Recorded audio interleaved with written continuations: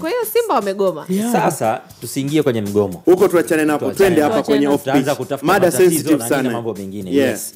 Mimi nataka niwaeleze athari za ule mgomo.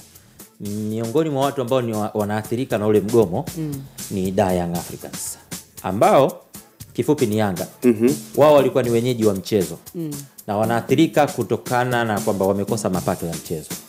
Yale mapato yote yalikuwa yanaenda Yanga. Yes, viingilio vya mechi. Wangetoa nyingine gharama za uendeshaji na makato mengine ya kimamlaka, alafu kuna pato lingepatikana. Fungu la mabaki lilikuwa linaingia kwao. Kwa hiyo kwa kutokuwepo kwa ule mchezo, maana yake kuna pesa wamefenyeje? Wamekosa. Tuseme sio wameikosa au imeahirishwa mpaka siku nyingine itakapotokea. Taratibu zetu sisi Tanzania jinsi ilivyo, mwanzoni vilabu vilikuwa vinagawana mapato.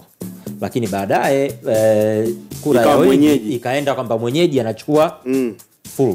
Wewe mgeni hauna sumni unaopata. Sawa, unacheza tu. Nawe si kwa sababu mnacheza mechi 30. Kila timu za 30 matches. Ukiwa mwenyeji na wewe utapata. Mwenyeji 15, mgeni utacheza ukiwa mgeni. Kwa half. Kwa hiyo na wewe utakuwa na mechi zako ambazo unapata kama mwenyeji. Kwa raundi ya kwanza Simba alikuwa mwenyeji, alichukua Mtee.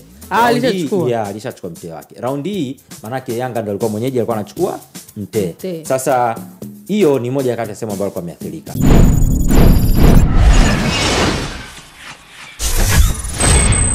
The Switch.